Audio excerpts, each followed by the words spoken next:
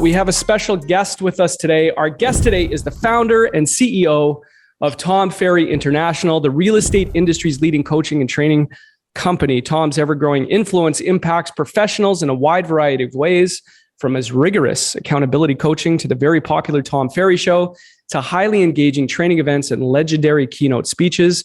During his career, check this out, Tom has amassed more than 30,000 hours of coaching experience and works daily to help agents and brokers grow a prosperous business while simultaneously balancing and loving their personal lives. Tom is also the #1 ranked real estate educator by Swanepoel's Power 200 and the best-selling author of Life by Design, as well as Mindset, Model, and Marketing. Tom, it's great to see you again. Welcome to the GpG Mastermind Meeting this week. Hey, David, thank you. And hi, everybody. And man, I got to update my my bio there and maybe shorten it by, 100 words. But nice to see you all. I shortened it. Yeah. Thank you. Well, welcome here. You know, I was telling you this, we actually, our podcast with the Run GPG podcast is now live with Tom. It's up. Yes. So if you want to hear a high level conversation, as it's been referenced to, a lot of positive feedback on that episode, we break it all down. But we did talk about how Tom is very prolific. He's one of the most, the busiest personalities, brands in the industry. You got the weekly podcast, Tom, industry events, coaching calls, masterminds like this, you're writing books. Do you take any time off? Yeah, absolutely. And you forgot 207 business coaches in 6 countries, clients in 29 countries, and about 200 full-time employees. So I'm definitely busy, but like every one of you, and I would actually, only because I can only see one of 3 screens, but I'd be super curious. I've been asking everybody basically one question right now. Do you need more time or do you need more money? And by money, I mean like repeatable and scalable transactions. So I would love to see in the comments, if you guys would tell me, like, are you burning the candle at both ends, kind of the way I feel oftentimes as a CEO of a company? Or do you need to generate more business? So I'm looking right now, and this is great. Like, there's no wrong answer. Just give me context. So I see 3 times in a money, time all day. Justin, I appreciate that. Time from Cindy. Type it in, guys. Just gives us all context. By the way, it's a great way for all of us to be listening to this interview or listening to this conversation, like making sure that you're focused on what you want. I think it was Amandeep who said, I need both, right? So both. If you need both, you need money, in case you're wondering. Okay, well, let's get into it then. Yeah, cool. I want to ask you about, first of all, just, we could start a number of places in the time we have, but just about, the need or the importance of coaching in general. We say it all the time, success leaves clues. And as we know, the best, most successful agents, teams, companies, they have some form of coaching or mentorship training. You have a fantastic coaching platform. Nathan and I are clients. Like, we've paid for Tom Ferry coaching. It's phenomenal. We love it. But I want to ask you about your perspective on this. Why is it so important to take advantage of what's available to you? For example, like I said, you have a great coaching platform. We're a brokerage that offers training masterminds such as this. So why do you need to take advantage and implement the actual coaching that's available? Because a lot don't. So, I've been in this game for 31 years. My father and I helped to pioneer the space going back almost 28 years ago. The first thing I would say to you is not everybody needs a coach, right? If you really kind of look at the industry in Canada, as in the US, little different from our clients in Europe, but absolutely the same as our clients in Australia and New Zealand. If you look at the data right now, it's like the top 10% of the agents control anywhere between 40 to 50% of the market, right? They're doing that much volume in the market. And most of them now we know are teams, right? For the most part, but there's some very strong single agents surrounded by some admin support that are phenomenal. If you go down to like the top 25% of agents in the marketplace, they're doing, in most cases, Canada, US, Australia, New Zealand, places where we can get the most accurate data, upwards of 73.5% of all the volume. So the first thing is, when you look at the bottom 75%, the question is, do they need coaching or do they need training? And I would argue probably it's a combination of training and really, truly commitment. Like, we're in an interesting time right now. Like, I have been in this business for a long time. I was just on the phone with a bunch of my clients in Toronto, like in a Zoom session, about 350 of them. And like, the Toronto marketplace has been talking about going in the tank for 17 straight years. And now all of a sudden with interest rates climbing a little bit, now all of a sudden people are like, oh my God, maybe this is it. And March was the first month where home price appreciation didn't grow, where last year, all of Canada, I think it was like 19% year over year. And I know everyone's in a different province, but like across the board, home price appreciation. So now as the market gets a little more interesting, I would argue, David, that the people that want to coach are the people that are the same people that would go river rafting and not go solo, right? Instead, they would be like, okay, I'm in Jackson Hole, Wyoming. Somebody just told me the BTU, the water is like 15,000, which means it's running really fast. I can put my wife and my kids in this boat and we can cruise down and see what happens, which is what a lot of people in this business do. Or I can get a guide who sits in the back and says, when I scream row, I mean row like your life depends on it, because I've done this a few times. And when I say go left, I mean go left. When I mean it's time to take a break, it's time to take a break. For many people today, that's what coaching is. It's that guide, the one that says, if you go left, you're going to hit a shelf and you're going to get stuck. And there's a good chance that your real estate business boat flips in the water. So people that, generally speaking, the ones that hire a coach are people that are looking for a guide. And what's fascinating now is it's at every level, because I was just talking to one of my clients yesterday. So he did 6 years ago, 65 transactions. I don't care where you are in the world. 65 transactions is a lot of business, right? Mm-hmm. So 65 commission checks, mostly listings sold, some buyer sales. Last year, so 6 years ago to last year, he went from 62 to 125 to 240, up to almost 500, then to 800, and then last year, 3,025. Mm-hmm. Now, the hard part is, if you don't have someone to guide you, how do you get there? See, I knew coaching is like training, is like motivation. We're always trying to add what's that next thing to my business that's going to give me the edge, whether it is more branding, more lead generation, higher conversion, better customer care. We're always looking for that. And in the case of DJ and Lindsay, who I'm referencing, we can look back over the 6 years and we can see exactly what we added. Follow Up Boss versus Boomtown. We started buying a lot of leads online from Google. We created a more aggressive past client center of influence, repeat and referral campaign. All these things that we added along the way allowed them to scale. Could they have done it without me? Maybe, but they're of the opinion, David, like, since we've done it for so many others like you guys, that it was easier to say, give me the blueprint, I'll follow it, make it work for me, and let's go. But I want to make the argument. The vast majority of real estate professionals around the world don't need a coach. They need to make a decision. Are you interested in this business, or are you committed? Is this a hobby, or is this your must? And sometimes I'm looking at like Brian H. If you just make that decision, Jen, by the way, Jen, I love the glasses. Right? Jen, I see you, great glasses. If you just make that decision, that gets you a little extra edge over the vast majority of people. That's just the entrepreneurial game. So does that make sense, David? Like, some people just need that, and then training to know what to say and how do I convert and how do I fight for my commissions and how do I get deals done? It's some of that stuff. That's not coaching, though. If there's documents, let's shut off Ricky here. There we go. Okay. Yeah. But listen, they wouldn't have been able to do it without you. Let's be real, Tom, although you're being humble. Was it because of you? I say so. But you did make a reference there that I think was really important. Something that we've been talking about for a long time is you're going to see fewer and fewer agents, teams, and brokerages doing the lion's share of the transactions. There's a number of reasons for that.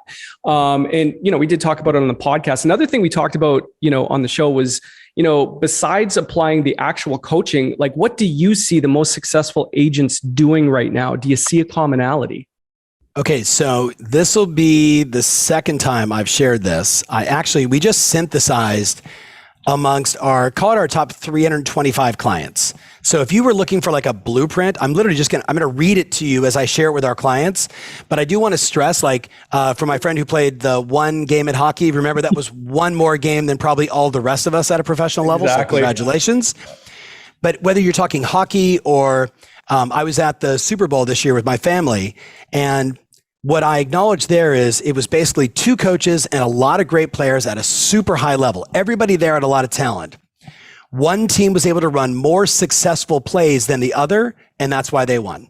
Mm-hmm. Right? Like, that's it. That in hockey, in basketball, baseball, you name the sport, tennis, whoever can run the most successful plays, that's who wins. So when I look at this list, it may sound simple to you, but understand this is synthesizing Tim Smith, the number one Coldwell Banker agent, in the entire US. My client, Andy C., who did just shy of $1 billion in sales last year.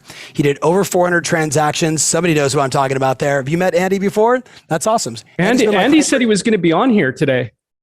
I'm on here. I'm just getting out of the shower. Oh, there he is. There's Andy. Okay. So you know what? All right. So Andy, did you just say you're getting out of the shower? What did you just say? I hope he actually just said that. Give me like 5 minutes and I'll put my camera on. Okay, this is so awesome, guys, because, whether you're talking about an Andy C. or a Tim Smith or a Jill Biggs or my client Paul, who's the number one sort of team ridge in Ottawa, Ontario, Canada, Jeff and his wife Liz in Toronto. You look at all these people, success absolutely leaves clues. So it's going to be awesome to have Andy on here because I'm going to say a couple of these and hopefully Andy will just pipe in and say, let me give you my interpretation of that. Here's the number one thing that we see. If you're looking for like the playbook of what these guys and gals do, the first thing is they all have a growth mindset. And I don't mean that to sound like cliche. Think of it like this. I say to Andy 100 years ago, okay, Andy, if you're brand new in real estate and you have no budget, here is a phone, pick up and start making calls around recent listings and sales. And Andy has a super growth mindset, very committed to business. He says, okay, I'm in. Then another coach and trainer says to him, you should do, and I'm paraphrasing 19 years of brilliance, you should do open houses. He's like, tell me how to do them. The person lays out the playbook and Andy goes, not only will I run that play, I'll do it even better. Then I want to say, Andy, correct me if I'm wrong, about 9 years ago, he and I were in a coaching session and I was like, yep. Andy, listen to me. Geographic farming, start with a small community and let's just keep expanding it. And today is geographic farmers like all of Saratoga, Los Altos, Los Gatos. It's like a enormous number of homes that he's marketing to. When you give someone with a growth mindset an idea and a playbook that works, they don't go, that doesn't work in my market. I'm not good at that. I don't like mailers. I don't like email. I don't like videos. That's the fixed mindset.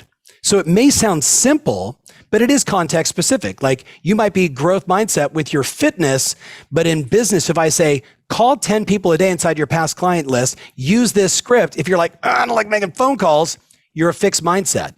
And fixed mindset kills growth. That's the first one. Andy, are you out there? Can you hear what I'm saying? Yeah, I agree 100%, Tom. What did I miss there?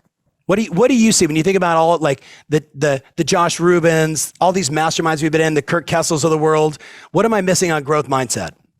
I don't think you're missing anything. I think the one thing that you gave me day one 20 years ago was 3-2-1, 3 hours, some kind of lead generation prospecting, set 2 appointments, go on 1 appointment. The magic of that stuff is you build skill set. When you do those, things, yep. You learn how to objection handle, you get a tougher skin. You learn all those different things so that when you get to the big leagues, it's like second nature. Right.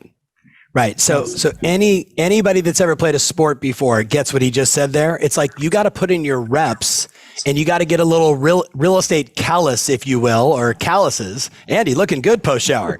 Andy's not wearing pants right now, ladies and gentlemen, but he does have a shirt on. I'm not. Okay, so let me give you number 2. Right, I knew it. Here's number 2. Every single one of them is a data nerd on their market. When you talk to the best agents, they don't like look at the MLS. And I'm actually going to paraphrase something that my buddy Andy here once said. They look for the correlations on pricing in their market. They look for the correlations on pricing for a lot of reasons. First, because they want to be better at their craft. But secondly, it gives them such a degree of separation when they're sitting down with someone that says, well, here's what the MLS says versus I hired a statistician to actually look at the market and this is what we discovered from it.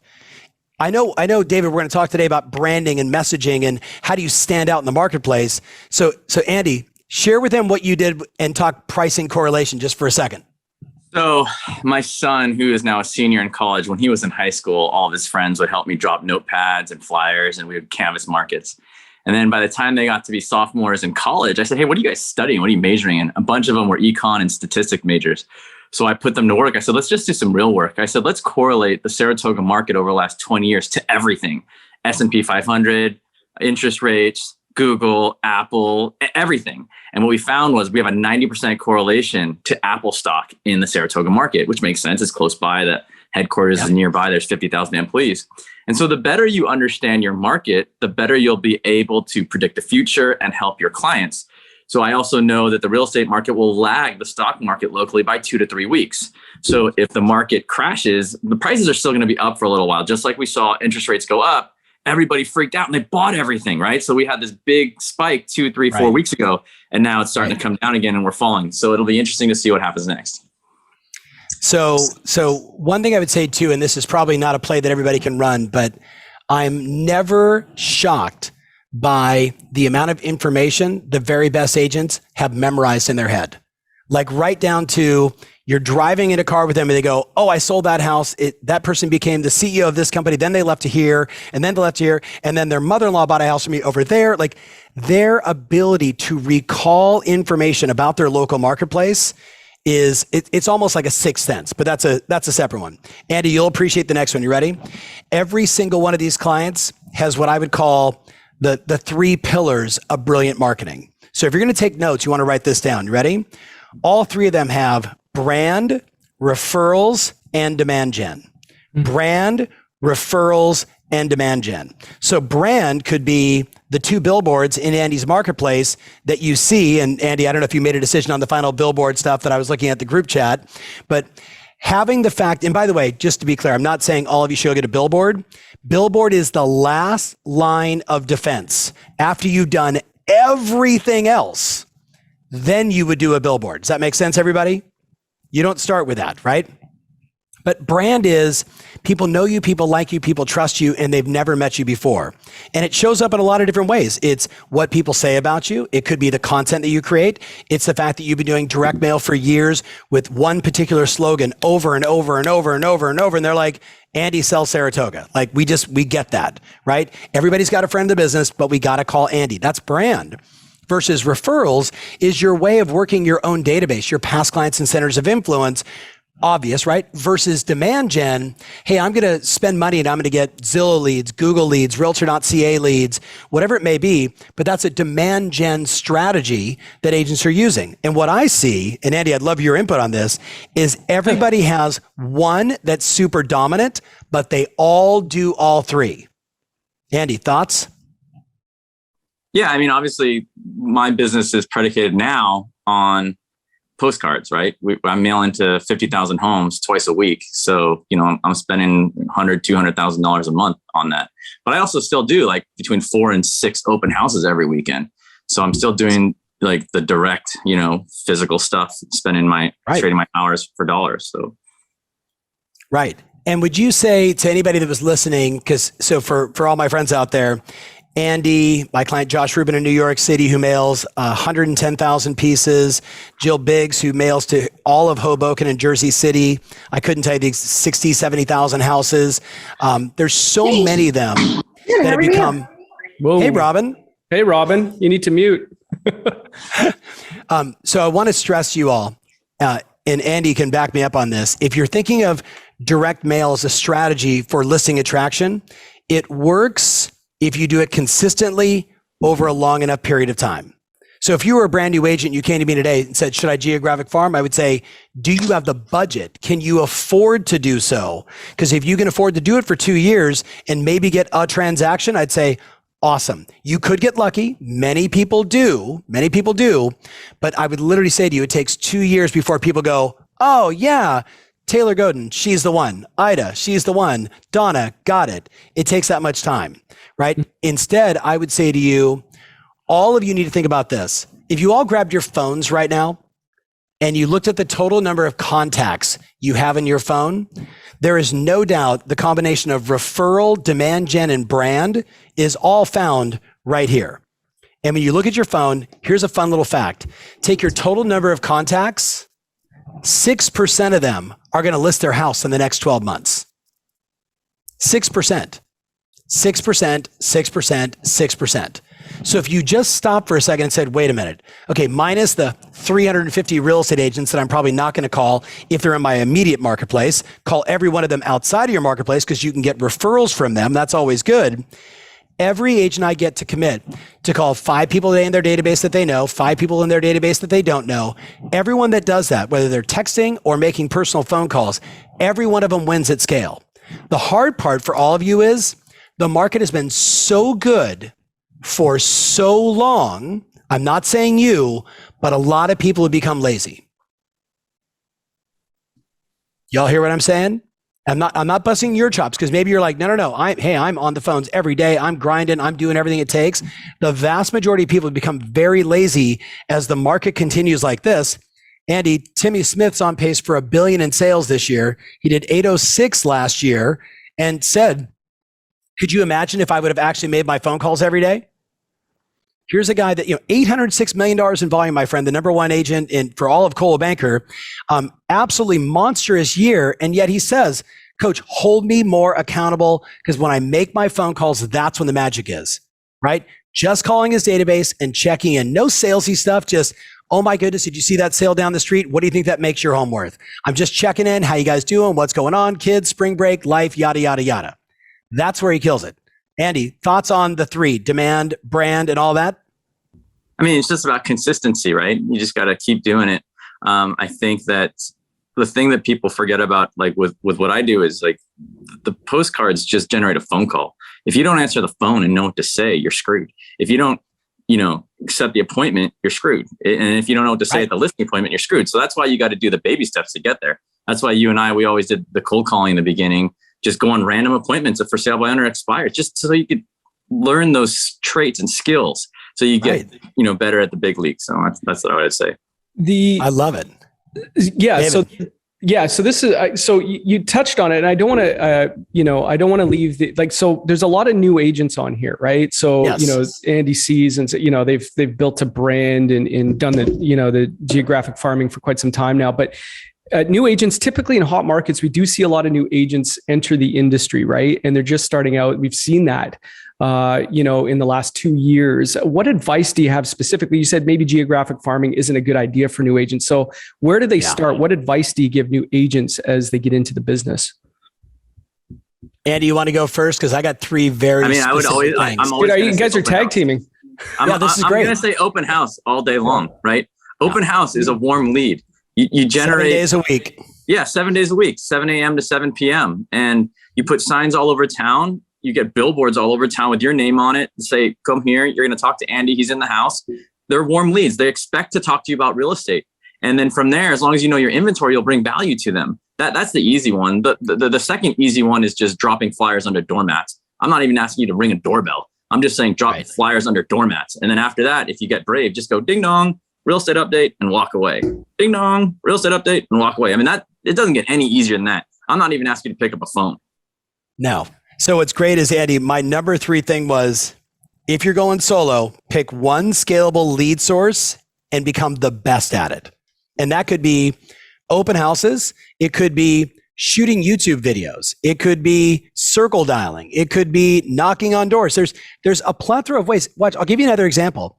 One of my clients, he sold 62 homes his first year in the business, which is a remarkable number. People go, how did you do it? He goes, I worked really hard and I grinded out. I said, I call bullshit. You also spent $8,000 a month on online lead generation. So you had a ton of inbound buyer leads, whether it's in the US, Zillow, or realtor.ca in Canada, or realtor.com. You've got to find one thing that you're going to say, this is my thing. I'm going to become known for this. I'm going to become the very best at this. That's actually my third piece of advice, validating what Andy said. But I would go back up the top, David, and say, if you're new, assuming you've already learned the contracts, because the vast majority of agents never take the time to learn the contracts and they're horrible at it. And you see this in the offers that they write and just the mishaps in transactions. So assume you got that out of the way. The number one thing I would say is, are you in this to sell your house? Is this a hobby, or are you committed? Because this industry churns people out. 2% of the entire industry leaves every single month. And that totals, when you talk about new agents, about 87% of people are out of the business within 5 years.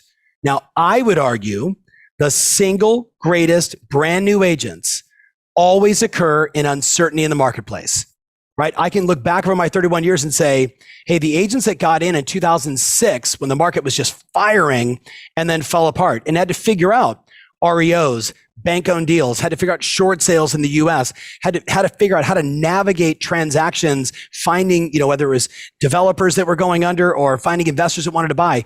They had to be so scrappy in that marketplace that when it came out, they all became rock stars. The ones that, though, started in maybe 2013, 14, 15, all they've done is ride this wave. They don't have the skills. They're probably in trouble. They have no reliable lead sources. Andy said, pick one. I agree. Got to do that. So you got to ask yourself, am I really in this to win it? And I don't mean that to be motivational. I mean, if I don't sell houses, can I not eat? And if you're in that position, then I would say to you, your options are, I would say number 2, look at joining a team.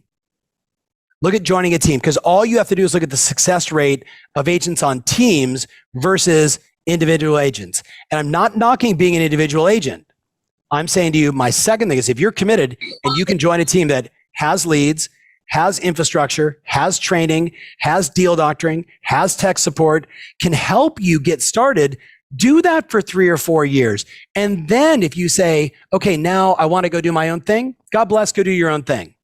But if you really want to succeed, that's an obvious choice. And then my number 3 was, Andy, you're exact, which is pick one thing. We have a guy here in town in Dallas. He'll actually be here tomorrow with me. His name is Levi. Levi sold 70 homes his first year. He and a business partner, right? Tag teaming their deals. They did 70 deals their first year right here in Dallas. And all they did was, before they went live, they built up 40 videos, things like everything you would imagine people are searching for, like moving to Dallas. What are the best schools in Dallas? Transfer to Dallas, right? What's the taxes in Dallas? Every keyword search, they just shot content on that. And they continue to do so every single week.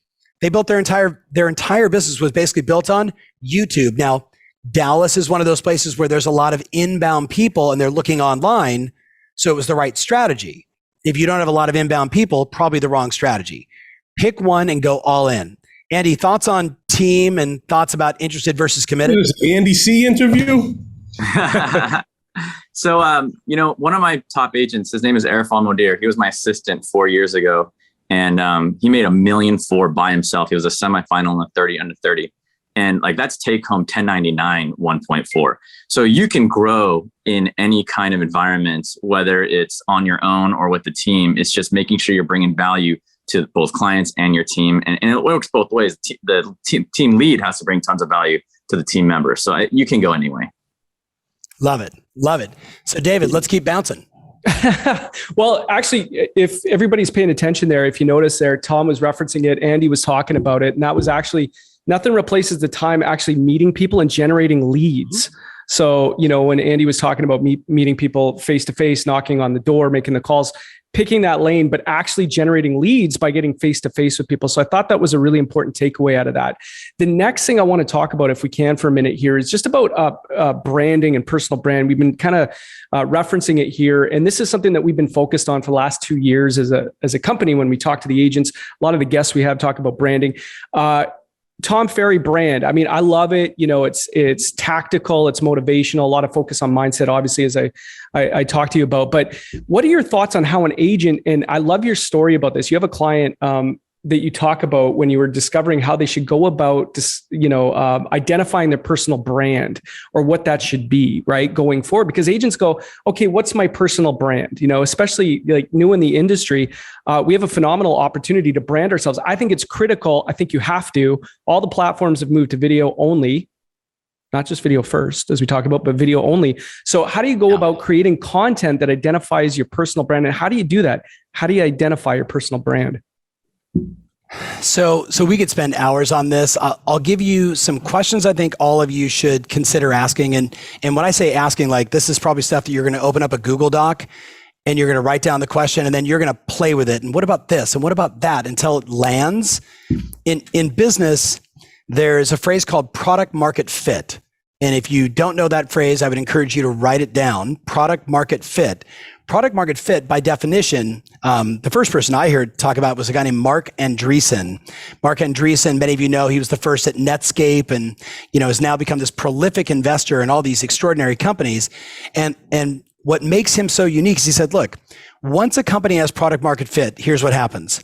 more deals, more money is coming in so fast that you don't have enough time to hire enough salespeople, hire enough customer service people, hire enough because you're just getting overwhelmed.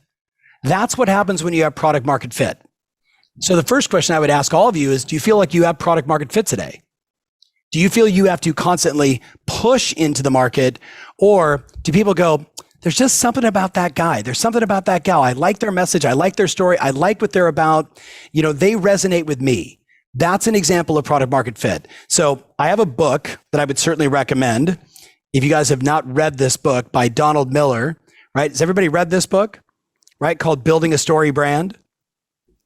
Building a Story Brand. Highly recommend it. You can go on YouTube and probably watch a couple of videos, but he breaks down the science of developing a brand. I'm going to give you a couple of questions you should start with. Number one, you need to write down the question, what do I do that's different? What do I do that's different? Start basic. So, do I work longer hours? Do I focus on a specific niche? Am I better at a certain type of home? Am I great at this part of town? Am I the best at my kid's school? Even though there's other real estate agents there, I'm the one. I'm like the one that's the most social, the most active. You got to find something that has some differentiating factors. You with me? Because the challenge that the vast majority of people have in the real estate industry, I describe it this way. So you've kind of imagine visually, like I don't like going to the grocery store, but I've also been married for 29 years. So when my wife says, go to the store, I'm like, yes, dear. So she tells me, I want you to go to the store and I want you to get a bag of chips because we're having some friends over, and get like some salsa. So I remember going down the chip aisle and looking, and it's just rows and rows and rows and layers and layers and layers of chips. And the green type, the spicy type, the this type, the lemony type. And I sat there and I looked at that row and I thought, that's how consumers see real estate agents, right? Like, okay, so you got long blonde hair and you wear a King's hat and you're wearing a t-shirt and you got a beanie on, but that's not enough degree of separation. You with me? So you got, the vanilla chip and you got the spicy chip. It's not enough. It's not enough to stand out. In the old days of grocery stores and marketing, they would say, as long as you're eye level with the consumer, you win, right? But guess what it is now? Now eye level is looking down because people are walking through the grocery store staring at their phone. So buying a bag of chips is easy. Selecting a real estate agent is something that the average consumer does every 7 to 10 years. What do you do in your life with total certainty and confidence that you only do once every 7 to 10 years? The game is, my friends, if you don't do something to stand out, you are lost on the sea of that aisle. You're lost in the sea of sameness. So I would ask this question. What could I do in my market that I would be the first at? What could I do in my market where I would be the first person to do X? Whatever X is, it doesn't make a difference. You could be the first one that comes out and says, I am the first agent to submit online for everyone a plan to buy a home where there is no inventory. I've got a 22-step formula. This is how we do it. This is how it works. And all of a sudden you become known as the gal who has a plan. Because most agents, look up here, have no plan.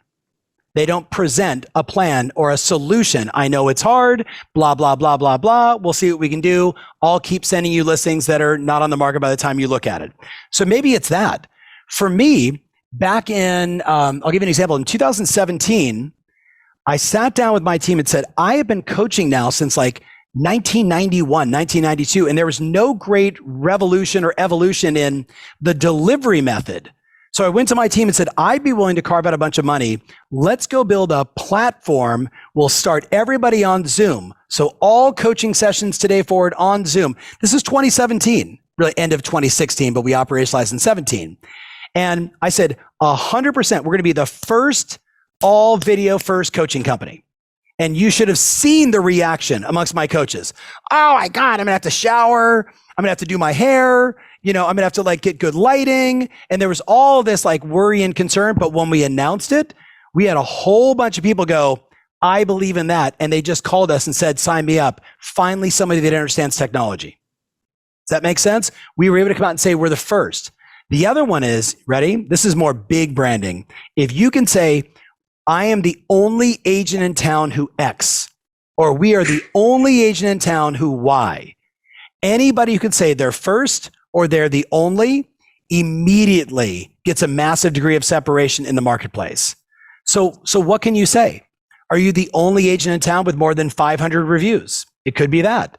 Are you the only agent in town who actually answers their phone, like Andy talked about? What can you do that is consumer centric that makes the customer say, finally, somebody's speaking to me? Right? I'll give you an example. One of the interesting phenomenons that's happened recently is agents have started to realize, and you guys see this throughout, North America, that not everybody going to your site speaks the same language as you. Do you all know who Mr. Beast is? Anybody by a head nod? Mr. Beast, probably one of the most prolific video first entertainers on the planet. Mr. Beast was recently interviewed on Joe Rogan's show, and here's what he said. Joe's like, how many different languages are you in? He's like, I'm in every language. He said, Joe, do you know that only 10% of the world speaks English? Think about that. Only 10% of the world. So I'm here in Dallas, Texas, an absolute melting pot with so many different languages, so many different backgrounds, so many different cultures. I think the first agent who creates content for every one of the languages, it could be you every time, but a subtitled voice in. Now all of a sudden, you're the first person to reach all those people versus people that speak English. Just as an example. Does that make sense? So David, if you went to Jason Pantana and looked at my YouTube channel with Jason Pantana, he does a lot on branding, but most of it is something that really requires, like, I'm looking at all these, beautiful faces, you looking in the mirror and saying, what are my unique factors? What do I do that nobody else does? What could I do that nobody else does? What could I be first at? What could I be the only one that does? Or, ready? Option number 6, just market more than anybody else. Just be so recognizable. That's where I look at like Andy or Tim Smith or Jill Biggs, who I talked to this morning. This crazy gal, Jill, in New Jersey, little, 1 mile by 1, every single house gets 2 direct mail pieces. There's no billboards. She controls all the digital platforms in her marketplace. Doesn't matter which one you go to, you see her. She's impossible to not see. DJ and Lindsay, my clients down in Jacksonville that I mentioned, 62 to 3,025 transactions. They literally have all of Zillow, all of Realtor.com, all of HomeLight. They've got channel partners with mortgage companies. They have covered everything digitally. Then they started direct mail. Then they put up 50 billboards. They're so big. They don't have a lot of differentiating factors, but you can't miss them. The first 3 or 4, I would argue, are the inexpensive ways to figure out your degree of separation versus the last one, which is cost you a lot of money. So you do it over time. David, does that make sense? Oh, totally. I mean, you covered it all. I mean, I hope everybody was taking notes. We do get into, on the episode, the Run GPG podcast episode, we do talk about unique selling propositions in a bit more detail, right? That's right. One of the things our company was founded on. It's critical. And Tom covered it there, the importance of USPs, differentiators, uniques, and then marketing that. But this is where the rubber hits the road. And I think a lot of the agents on here really want an answer to this question. And you did such a phenomenal breakdown of this when we talked last. And that was thoughts on how agents can acquire listings in a low inventory market, tactical advantages. I mean, you talked about how we don't actually have an inventory problem, right? We have an execution problem. And I thought that was absolutely genius. Do you mind breaking that down for a few minutes? Because I mean, it's so fantastic. Oh, we got to mute people. This is like, there we go. Yep. Go ahead, Tom. Hey, David, just for context, what percentage of the people on today are from Canada versus the US? Oh, probably 75 Canadian, 25 US. Okay, just cool. a guess. Yeah. Yeah. Okay. So let me start first with a very Canadian specific data point, and I'll give you a US data point for it as well. Mm-hmm. I think one of the single great opportunities right now that agents that are doing it are kind of saying, shh, don't tell anybody else about this. It's one of those. So one is in Canada, there's approximately sub 16 million single family residences in all of Canada. Mm-hmm. If you look at the next number that matters, 4 million of them are investment properties. 4 million. Now, if I was in Canada, like if I was in Calgary, I'd want to go, how many homes are there in Calgary? How many of those are owned by an investor? Why does that matter? Right? Why does that matter? You could be working what's called the non-owner occupieds or the investor list. These people trade properties like others might trade stock. A lot less emotion, a lot less, oh, we raised our kids here.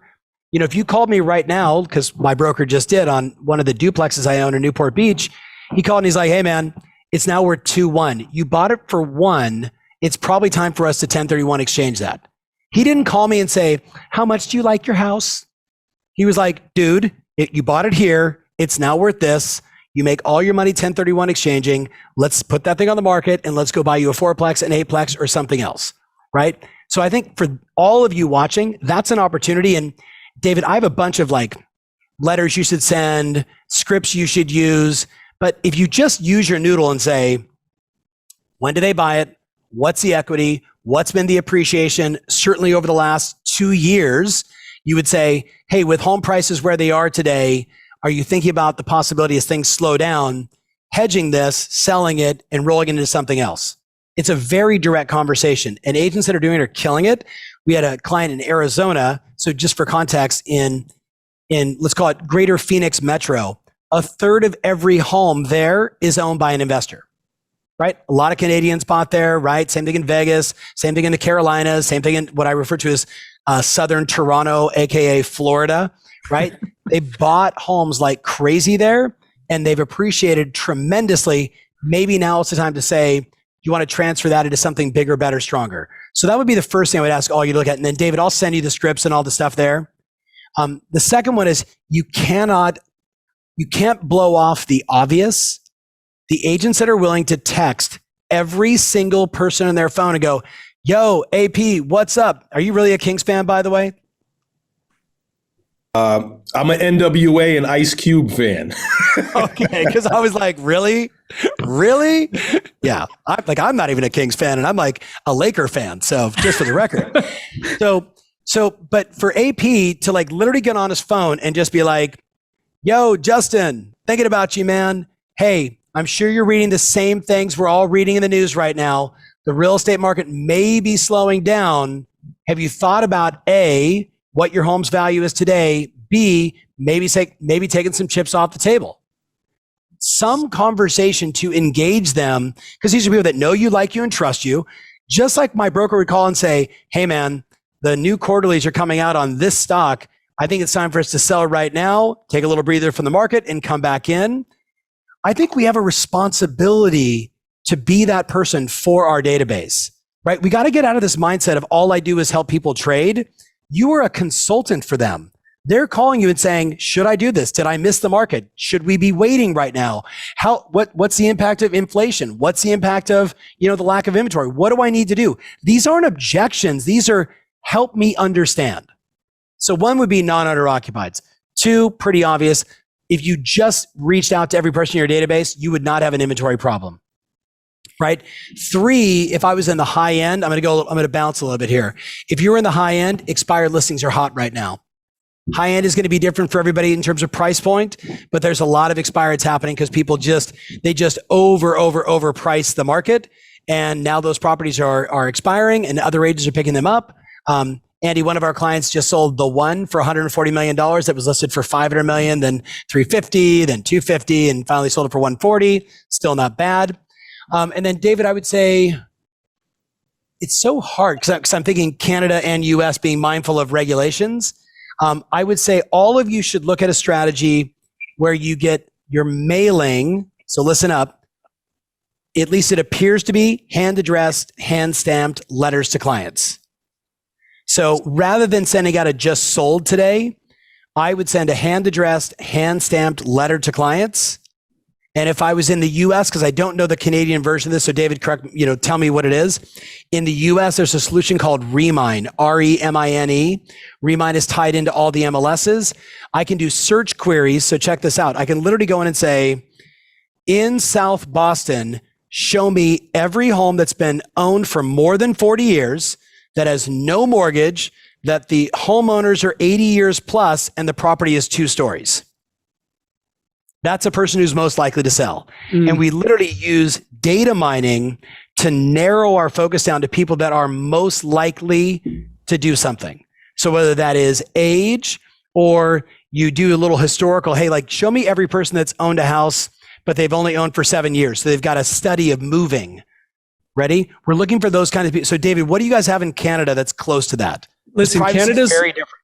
Yeah, Canada's on lockdown with data. Like, I don't think we can pull that. It's a little bit different here. We can't. I mean, we can pull titles and things like that, but it doesn't give us, the what's it called, Ricky? Remaplist? Remap list. Remap. Nice. You can do. I'm like reading it. Yeah. Or Remapolist, depending on what. Ricky, can you just confirm how to say it? It's called Remap List. Remap List. Yeah, we're going to have to work with them on their branding name, by the way. Remine wasn't that great either, but it was like real estate mining was the concept. The other thing I would say to you guys is I would do, if I was 3, 5, 7, 10, 15 years in the business, I would do a case study on where have all my listings come from historically and make sure that I'm doubling down on all the areas that I know historically have worked for me. So whether that was a community specific or a high-rise condo or an online lead source, realtor.ca, realtor.com, whatever it is, what happens is when we start to go like this, okay, what should I do next? The number one thing you should do is look back in the past and say, historically, what's worked? Now, how can I do more of that? Can I do it better? Can I modernize it? Can I digitize it? Can I have handwritten notes versus postcards? All these things that, by the way, major trend happening right now around the world. Probably not gonna have a lot of time to talk about it, but everybody should write this down and start doing your research. Personalization is gonna rule marketing for at least the next decade. Personalization. The more you know about your customer, what they're thinking, what they're all about, what they like, what they don't like, and the more you speak directly to that, that's what people want. It's the reason why, even though Amazon's prices aren't as great, it's still the place you go to because it's just so darn easy and they know everything you've already done. I want to give you guys just really fast 3 things I want you to do also. 3 things I want you to do. And then, David, if you want to get Andy to jump back in, I lost him a little bit from my screen, so I think he's still out there. Yeah, he's here. Yep. If you asked me if I was playing the long game, what's the most important thing you would do? The most important thing I would do is I would go to a site called answerthepublic.com. Answerthepublic.com. So what answerthepublic.com does is it tells me by scraping the internet, the questions that consumers are asking. And you can ask for free 3 questions a day or do 3 queries a day. So literally I could say to Andy, let's go take a look at what people are asking about home ownership in Silicon Valley, right? How will interest rates affect prices is probably something that's coming up across the globe right now. So, but instead of just that generic thing, it's going to say, well, actually, when we scraped all these sites, they're asking these variations of that. And if he could then answer questions directly on what's on the minds of consumers, he's doing that personalization strategy. He's not saying, here's my opinion. He's saying, I did some research, 38 different people asked this question this way. Let me answer it for you. But I know many of you get stuck on that. How do I write that? So Answer the Public gives you one, right? That gives you what is on the minds of your customer. The second one is a site called Jasper.ai. Jasper.ai. I was very anti-AI. If you would have asked me 5 or 6 years ago, so I thought robots were going to take over the world. Now I already know robots are going to take over the world, so I'm going all in on AI. Jasper.ai, here's what it does. It will somebody takes a listing and instead of having to write out charming 4-bedroom, 3-bath, and then which you've all done 8 million times and it's kind of boring, you take 3 to 5 interesting things about the property, you put it into Jasper.ai under a tab called, ready? Listing description, and it writes the listing description for you beautifully. And then you just copy and paste. So it's a time saver. So now I say, okay, I've got my what's on the minds of customers. I go to Jasper.ai. Another one of the boxes is video script. So you take your question, you put it into video script and you hit go and it writes the script for you. How good is that, my friends? Man, that's now incredible. What's great is it's like David, I literally tell people, I'm like, I have a 4th book already written. I just don't know when I'm going to publish it. The 5th and 6th books, I'm just going to write on Jasper. I'm literally just going to type in 25 keywords and it's going to go, because all my content is online. I could just say, what's Tom Ferry's opinion on this? And it'll write an entire chapter. It's that good. So I would do those first two things. And then if I was paying attention to being culturally relevant today, I would only focus on two things. I'd focus on taking those questions, answering them in 30 seconds or less on TikTok. Answer those questions in 30 seconds or less on TikTok. Now, before you go, TikTok, the fastest growing demographic of TikTok right now is 45-year-old females. And last time I checked, they rule the house and make all the decisions. So I have agents literally that are getting I'll have 42 of the most successful video first marketing agents in Studio A right here tomorrow and the next day for a 2-day little mastermind. Now they're all talking about how I shot this one video and got 1 million views. And I'm like, 1 million views are great. Did you get any business? Oh yeah. I got 27 referrals across the country that I sent to other agents. The best deal ever. Got a referral fee. Didn't have to do any of the work. And I got 16, buyers and sellers just from that one video. So this isn't videos for views. This is videos for business. So I would do TikTok. Then I take the same TikTok video and I'd repost it on Instagram and Facebook Reels. And if you got game, put it on YouTube Shorts as well. And now you're going to touch everybody. And if you're really good and you know your marketplace, I'd get a voiceover of a couple different languages that are relevant to your marketplace and spend the extra money to have somebody else do the voiceover. Mr. Beast actually hired, so Andy, get this, he hired from the Spider-Man movies, the Hispanic gentleman who played the voiceover of Spider-Man, and that's who read the Mr. Beast videos. People were literally freaking out like, Mr. Beast is Spider-Man? Like, it's pretty awesome. So I throw that out to you because I want you to make phone calls. I want you to do direct mail. I want you to do email. I want you to become great. I want you to do all this stuff. But I know today, when you do all of that and you put over the top all this content, you get more come list me calls, period. Man, that was a clinic. You referenced something actually that's super important. I mean, we had David Shing as a guest speaker. He was also on the podcast. Go back and listen. What he is known for is taking the message of a company and distilling it down to the individual, which is personalization. Right. That's critical. Right. And he's an absolute expert at it. So Tom touched on it. Success leaves clues. One more question while we got time, maybe two. Yeah. It's competitive out there, Tom. You know this. It's competitive. What can agents do to get their offers accepted? Have you seen what are agents doing to get their offers accepted? Okay, so Andy, get this. In Canada, you can do this. Hi, I'm sitting here with Tom and Kathy Ferry. They're writing an offer on your house. You guys can do that. In the US, that has been banned. It is against real estate rules. Do you guys know that for all my Canadian friends out there? That's nuts. So if I was in Canada, that's the first thing, because it's hi, this is the couple. These are their kids. That's their dog. We'd love to buy your house, please, right? So if you can do that and you're in Canada, I would do that first and foremost. It's illegal in the US. I don't know why, but we can't do it, right? Fair housing. I know why. I'm going to turn it over to Andy, but I'm going to tell you the 3 things I hear the most today. You ready? One is, if you don't sit down with your buyer in advance and say, let me show you this email from my broker, right? And you literally read the email and your broker saying, yes, we surveyed all the agents in the last 45 days. The average agent in our company, 62 agents, have written on average, it was the 6th offer that got the house. The 6th offer that got the house.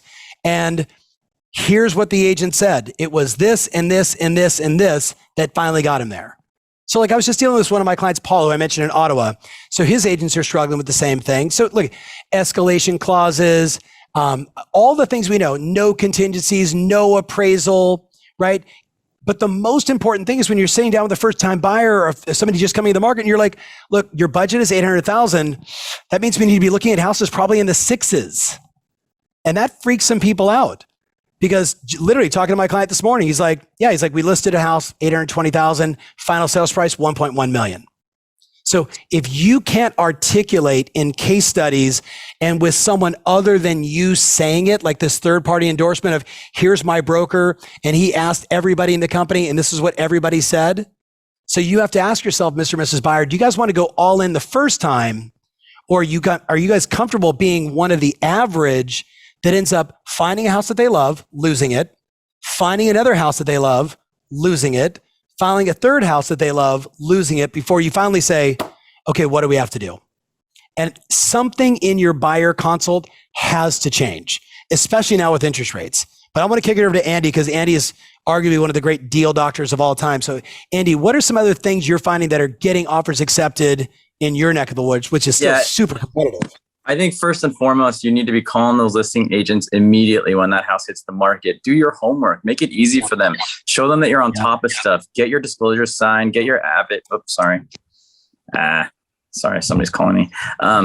Get your Avid signed, which is agent visual inspection for those that don't know what that is. But it's just disclosure stuff. Make sure you know exactly what they can afford. And I overdo stuff. Like in the US, you can only do a 3% deposit. We'll put a 10% deposit down. We'll release that deposit to the seller the next day, so it's in their bank account. I'll guarantee stuff with my own bank account if I have to. I've seen some cool things that buyers agents have done. They've paid for the listing agent staging.